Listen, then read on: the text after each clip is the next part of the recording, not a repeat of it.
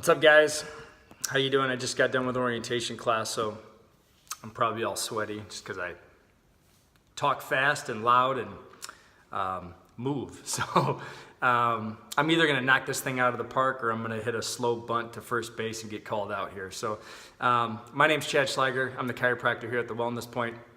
I had read something today that just kind of took me back a little bit. The first line of the quote was, it's easier to hate than to love. And when I originally saw that thought or that comment, it didn't make any sense to me. I said, that makes absolutely zero sense. And it said in the next line, it said, just be honest. Is it easier for you to say, I love, or is it easier for you to say, I hate? And our subconscious associates every time that we say, I love, with weakness. And every time hate is associated with strength. So when we say, I love, whatever it is, we open ourselves to that, we become more vulnerable. We become more weak. When we're open, we allow ourselves to experience pain when we're open and when we're weak, when we're expressing love. And when that happens, so our heart wants love. And our brain, logically, survival mechanism, does not want to experience pain. It wants to avoid pain. It wants to survive. And when we open up ourselves to love, our heart wants love, but our brain wants to protect ourselves and not have any pain when we're setting ourselves up from that. So the heart-brain axis, if you will, is that it's incongruent or it's completely disconnected. So when we experience pain, when we're open through that period of love, that pain is experienced through hurt. Someone hurt us, something hurt us, and our instinctive quality wants to get out of pain. So naturally, what we do instinctively, it's a survival instinct, is we act out in an emotion called anger to get our strength back. So anger amplified is called hate, and hate is associated with strength. And people that are depressed, people that go through hard times and can't get out of hard times and have this mental, emotional issue that just kind of cycles up and down through, you go through a state of depression and then you lose your strength, and in order to get your strength back, you act out in anger and rage, and then you become bipolar, and then you go back down into this state of depression, where then you don't act out of anger and rage, and then you lose your strength, and then to get your strength back, you got to act out in anger and rage to do that. So it's not that we're depressed. It's not that we're bipolar.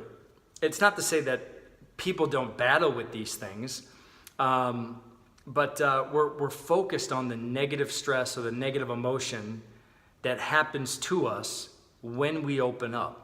So when we open up in love and we experience hurt and we experience pain, our natural instinctive brain mechanism is to fight back. When in reality, if we want the brain and the heart to sync up and be compatible with one another, we have to understand that it is okay to hurt. It is okay to go through hard times. It's okay to struggle, but it's not okay to act out in anger and rage or hurt somebody because of an internal conflict that you have.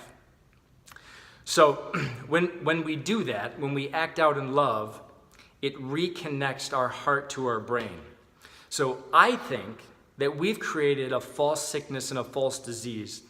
It's not to say that people don't battle with internal self-talk, anxiety, depression, things like bipolarism.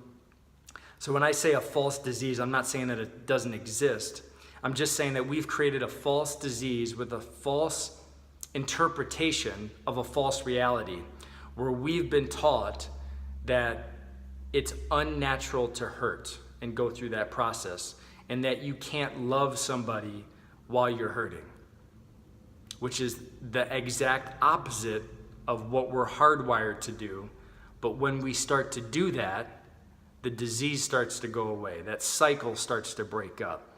So if this is you, if this is somebody that you know that's battling right now and the hotline's not working for you, or I know I got a lot of friends on Facebook and I see a lot of the stuff that you post, it comes from a state of anger, and you do it over and over and over again, and it's a vicious cycle that just never breaks. This is what I'm going to tell you to do. I'm going to tell you to put the phone down. I want you to go into the mirror and I want you to say this: I love you. Say that to yourself over and over and over again, because it's so much more deep-rooted than taking a drug to mask the symptom. So next week, Wednesday, we're going to be having our advanced workshop for the gut-brain axis. Obviously, there's going to be a lot of information in this class: how that axis is broken, how we need to restore it, the effects of it being broken. And this month is, National, I think it's called Mental Health Month, Mental Awareness Month. And we just want to bring light to these issues. And I understand that it's not just the microbiome in your gut that helps you get over these things. I hope that this video that I put together here, I don't know if anybody has coined the term heart-brain axis. Maybe I should. But I think that love and that hate thing helps to describe it. I don't know. I kind of had just, I'm teaching orientation class. I read this quote and I kind of had an epiphany as I was talking in the class. So I hope this video helps you. So if you like it, hit the like button. Somebody else out there in social media world could benefit from this, so hit the share button.